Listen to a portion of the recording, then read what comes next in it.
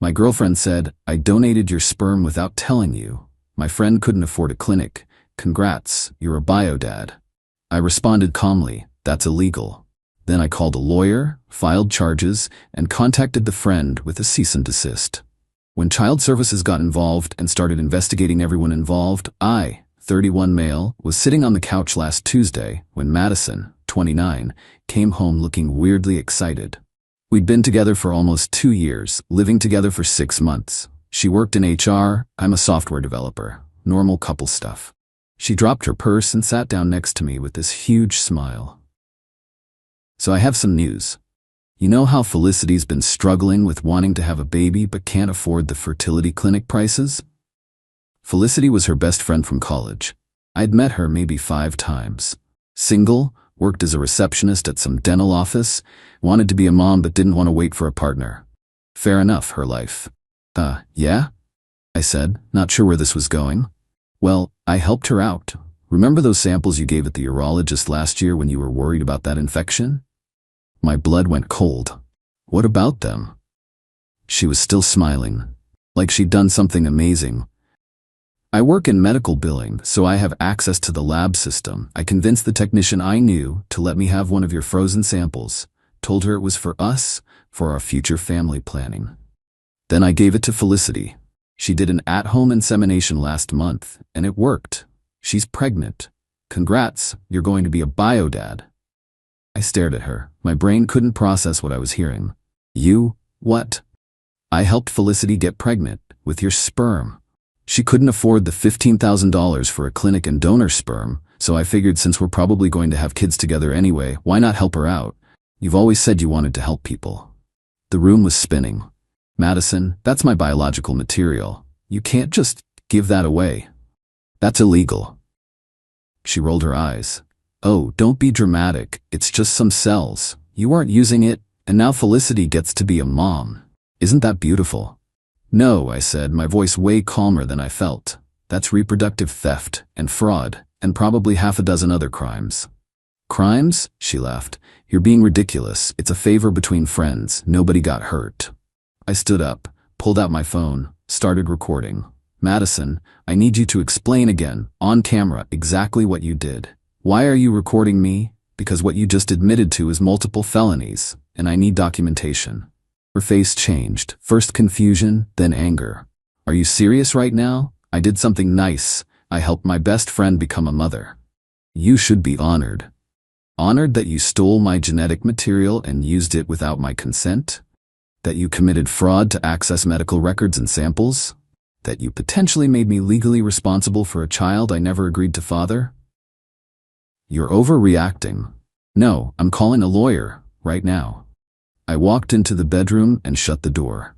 My hands were shaking as I searched for a reproductive rights attorney in our area. Found one with good reviews, left a voicemail explaining the basics and asking for an emergency consultation. Then I called the urologist's office, explained what happened. The receptionist transferred me to their office manager, who transferred me to their legal department. Within 15 minutes, I had confirmed they were launching an internal investigation into how my sample was accessed and removed from storage. When I came back out, Madison was on the phone. I don't know, he's freaking out about it. Yeah, I told him, he's being such a jerk about this, Mom. I sat down and waited for her to finish. She hung up and glared at me. My mom thinks you're being selfish. Your mom doesn't understand the law. What you did is theft. And depending on how the friend used the sample, there could be additional charges. If she forged any documents claiming to be me or claiming I consented, that's fraud too. Oh my God, stop. You sound like such an asshole right now. Felicity is over the moon. She's finally going to have the baby she's always wanted. Why can't you just be happy for her? Because I didn't consent to fathering her child, Madison. Consent matters in everything. It's not like you have to raise it. She's not asking you for anything. That's not how it works legally. And even if it was, that's not the point. The point is you violated my bodily autonomy. You stole genetic material from me. You committed crimes to do it. She stood up, grabbed her keys. I can't deal with you right now. I'm going to Felicity's. Maybe you'll calm down by the time I get back. She left. I sat there for a long time, just processing. Then I made a list, called a criminal defense attorney my coworker had recommended once, left another voicemail, started documenting everything, the date I gave the sample, the date she told me, her exact words, the recording I'd made. The attorney called back that night. His name was Vincent, been practicing for 20 years.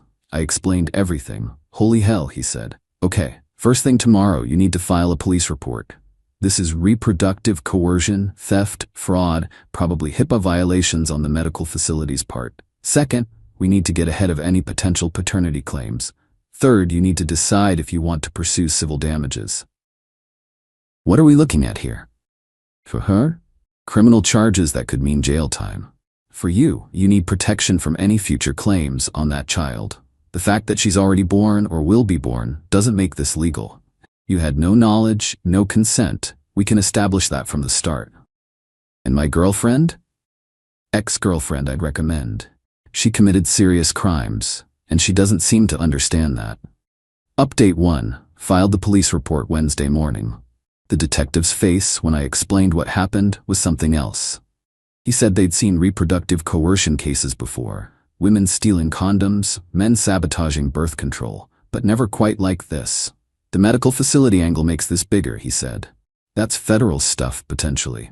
HIPAA, medical records fraud, will need to coordinate with the DA's office. Madison came home that evening. I'd packed her stuff, had it in boxes by the door. What is this? She asked. You need to leave. Are you kidding me? You're kicking me out? You committed multiple felonies, Madison. Yes, I'm kicking you out. You need to find somewhere else to stay. I paid rent here. Your name's not on the lease. You paid me rent. Here's the prorated amount for the rest of the month. I handed her a check. Take your things and go. You called the cops? She was looking at her phone. Felicity just texted me. Detectives came to her work and questioned her. What the hell, Nathan? What did you think was going to happen? You stole medical samples and gave them away. That's a crime. It was a favor. It was theft. Her mom showed up 20 minutes later. Janet, mid-50s, worked as a paralegal. You'd think she'd understand the legal implications. You'd be wrong. Nathan, this is absurd, Janet said, barging in. Madison was trying to help someone. You're going to ruin her life over this? She ruined her own life by committing crimes. She didn't hurt anyone. She stole my genetic material. She violated my reproductive rights. She committed fraud to access medical records. Those are serious crimes, Janet. Nobody sees it that way. It's just a favor between friends. The police see it that way. The DA's office will see it that way. And honestly, I don't care how you see it. Madison was crying now. I can't believe you're doing this. I thought you loved me. I did, before you proved you don't understand consent or basic legal boundaries. What about Felicity's baby? You're going to ruin her life too? Felicity participated in fraud. She used stolen genetic material. If she signed any documents claiming I consented, that's more fraud. She made her choices. Janet pointed at me. You're a cold, heartless bastard. That baby is innocent. The baby is also not my responsibility. I never agreed to father it. When this goes to court, that'll be established. When this goes to court? Madison's voice went shrill. You're suing us? My lawyer's drawing up a cease and desist for Felicity. She's not to contact me, not to list me on any birth certificates, not to make any claims of paternity. If she violates that, yes, there will be a civil suit. The criminal charges are already filed. My phone rang. Vincent, I answered. Nathan, just got word from my contact at the DA's office. They're taking this seriously. Probable cause for multiple charges. They want to interview you tomorrow. Understood. Madison was staring at me. Who was that? My attorney. You actually hired a lawyer? For this? For multiple felonies, yes. Janet grabbed Madison's arm. Come on, honey. We're leaving. Let him rot in his self-righteousness. They loaded up her boxes. Before leaving, Madison turned back. Felicity's baby deserves a father. You're going to regret abandoning your own child. It's not my child. I never consented to create it. And that'll be legally established. They left. I locked the door and sat down. My hands were still shaking. The next few days were a blur. Gave my statement to detectives, provided all documentation. The urologist's office confirmed the sample was accessed improperly, that Madison had used her medical billing credentials to gain access to the lab system, that she'd convinced a technician it was for our personal use. The technician was fired. The facility's legal team contacted me. They'd be cooperating fully with the investigation and had already implemented new security protocols. Friday afternoon, Felicity called from a blocked number. I let it go to voicemail. Nathan, it's Felicity. Please, I'm so sorry. I didn't know Madison didn't have your permission. She told me you'd agreed to help me out. She said you guys had talked about it and you were fine being a donor. Please don't press charges. I'm 8 weeks pregnant. I can't lose this baby. Please. I forwarded it to Vincent. That's good, he said. She's admitting she knew where the sample came from. Shows knowledge. Might help establish intent. What happens now? DA decides on charges. Could be anywhere from theft to fraud to reproductive coercion. Depends on how aggressive they want to be. The medical facility angle makes it federal potentially. And Felicity's involvement, if she knew the source and participated anyway, she's liable too. What about the baby? That's complicated. You have no parental rights and no parental obligations if this is handled correctly. The baby was conceived without your consent using stolen genetic material.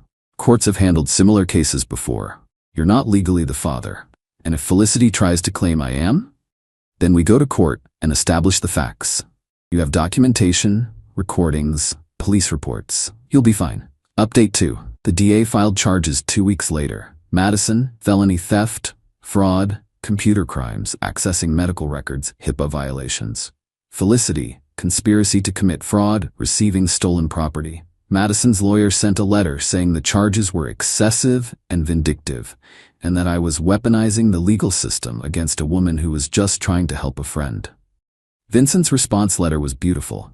Outlined every crime, every statute, cited case law about reproductive rights and consent. Ended with, your client committed serious felonies. Mr. Reeves is entitled to pursue all legal remedies. Then the social worker showed up. She knocked on my door on a Thursday evening, showed her ID, Child Protective Services. Mr. Reeves, I'm Darlene from CPS. We need to talk about the baby that's going to be born in about 7 months. I let her in, offered coffee. She declined. I've read the police reports, she said. This is unprecedented in my career, but we need to establish the child's welfare situation. Miss Felicity Nguyen is claiming you're the biological father and that you've abandoned your child. I'm not the father, not legally. The sample was stolen. I never consented. I understand that's your position. But biologically, if this baby is born and tests show you're the genetic father, there are welfare considerations, which should be addressed to the person who stole my genetic material and the person who used it knowing it was stolen. That's not how CPS works, Mr. Reeves. We're concerned with the child's well-being. And I'm concerned with the violation of my reproductive rights. I have no obligation to this child. I never agreed to father it. She made notes. Have you considered that once this child is born, they might want to know their biological father? That child can know their biological father was the victim of a crime, that their mother participated in fraud, that none of this was consensual. You seem very detached from this situation. Because I am. This child is not mine in any meaningful way. It's the product of theft. The court will decide that. Yes, it will. And I have extensive documentation proving I never consented to any of this. She left after an hour of questioning. Vincent said it was standard procedure but irritating. They're trying to establish if you're going to be a resource for the child, he explained. Answer honestly. Stick to facts. Don't let them guilt you. Madison's mom sent me a Facebook message. You're gonna burn in hell for what you're doing to that innocent baby. Felicity is struggling financially and emotionally, and you're making it worse. Be a man and take responsibility. I screenshot it and sent it to Vincent. More evidence of harassment. 2 days later, Felicity's lawyer sent a demand letter. She wanted $2,500 a month in child support starting immediately, medical expenses, and a guarantee I'd be listed on the birth certificate. Vincent laughed when he read it. She's delusional. Let me handle this. His response was brutal. Your client participated in fraud to acquire stolen genetic material.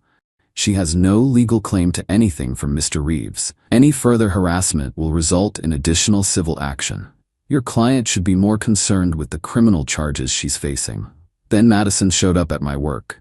Security called me down to the lobby. She was there with Felicity, who was showing now. "Look at her," Madison screamed. "Look at what you're doing. She's pregnant with your baby, and you're acting like she doesn't exist."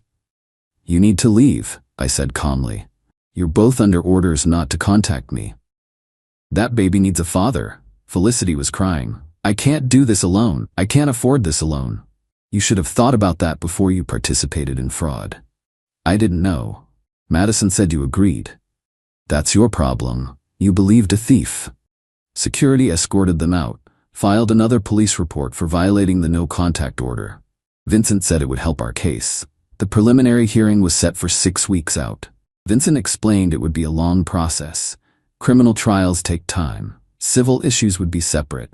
"What's your best-case scenario?" I asked. "Criminal convictions for both of them. Clear establishment that you have no parental rights or obligations. Civil settlement for your legal fees and emotional distress. Restraining order that holds up. Worst case, they plead down to lesser charges. You still get your parental rights clarified, but they do less time. Felicity raises the kid on her own. You're free, but it's messy. I can live with messy as long as I'm free." Madison's parents tried to approach me at a coffee shop. I got up and left. They followed me to my car. "Please," Janet said. "Madison's looking at jail time. Real jail. She made a mistake. Can't you just drop this?" "No. She's my daughter. She's a criminal. She violated my most basic rights. I don't care that she's your daughter." "What about Felicity's baby?" "Not my problem. Not my responsibility. Not my child." "You're a monster," her dad said. It was the first time I'd heard him speak. A real man would step up. A real man respects consent and personal boundaries. Your daughter doesn't. That's why she's facing charges. I drove away, blocked both of them on everything. Final update. The trial took 4 months. Madison pleaded guilty to reduced charges, felony theft, misuse of medical records. Got 2 years probation, $5,000 fine, community service. Could have been prison time, but her lawyer worked a deal. Felicity pleaded guilty to conspiracy, receiving stolen property. 18 months probation, $3,000 fine. Both have felony records now. The civil case settled. They paid my legal fees, $18,000 split between them. Also signed documents permanently waiving any claims of paternity, child support, or involvement from me. The baby was born 3 months ago. Girl. I know because the final court order mentions it. I'm legally not the father. Not on the birth certificate. No rights, no obligations. The judge's order specifically states the conception was non-consensual and criminal in nature. Felicity's parents are apparently helping her raise the kid. She lost her job when the criminal charges became public. Madison's still living with her parents, working temp jobs. No one will hire her with the felony on her record. My mom thinks I was too harsh. That baby didn't do anything wrong, she keeps saying. Neither did I remind her. I was the victim of a crime. Lost some friends over this. People who think I should step up or be the bigger person. Apparently, my boundaries and consent don't matter as much as a baby that wouldn't exist if not for crimes committed against me. My therapist says I'm handling it well, considering. Says most people couldn't process this level of violation. The nightmares are getting better. The ones where I wake up panicking about legal papers or child support claims. Dating's off the table for a while. Hard to trust anyone after someone you loved used your body against you. That's what it was. She used my body, my genetic material, without permission. Violated me in one of the most fundamental ways possible. Vincent says if Felicity ever tries to contact me or make any claims, we go straight back to court. The settlement agreement is ironclad. She signed away any rights to involve me. If she violates it, she pays penalties and potentially more jail time. Sometimes I wonder about the kid. Not because I feel paternal, I don't. But because she's going to grow up eventually and find out how she was conceived. That her existence started with her mother participating in a crime. That her biological father wanted nothing to do with her because he never consented to creating her. That's sad. But it's not my responsibility to fix it. I didn't create that situation. Madison and Felicity did. I sold my place last month, moved across the state. New job, new apartment, new everything. Can't risk running into them accidentally. Can't risk Felicity deciding a few years from now that she wants me involved after all. My new therapist says that's understandable, that I'm allowed to protect myself, that I'm allowed to enforce my boundaries even when other people think I'm wrong. The whole thing still feels surreal sometimes, like it happened to someone else. But then I see the court documents, the settlement agreement, the restraining order. All very real. All proof that two people I trusted committed crimes against me and thought they were doing something good. Madison sent a letter last week. Not to me, she knows better, but to my lawyer who forwarded it, said she understands now what she did was wrong, that she's in therapy, that she hopes someday I can forgive her. I won't. Forgiveness is for people who make mistakes. What she did wasn't a mistake. It was deliberate, calculated theft of my genetic material for someone else's benefit. She chose her friends' wants over my fundamental rights. That's not a mistake, that's who she is. And I'm glad I found out before we had kids together, before I married her, before I tied my life to someone who doesn't understand consent. The legal stuff is over, the emotional stuff will take longer. But I'm free. No child support, no custody battles, no ties to people who violated me. That's the win. Not a happy ending, not closure, just freedom. And some days that's enough.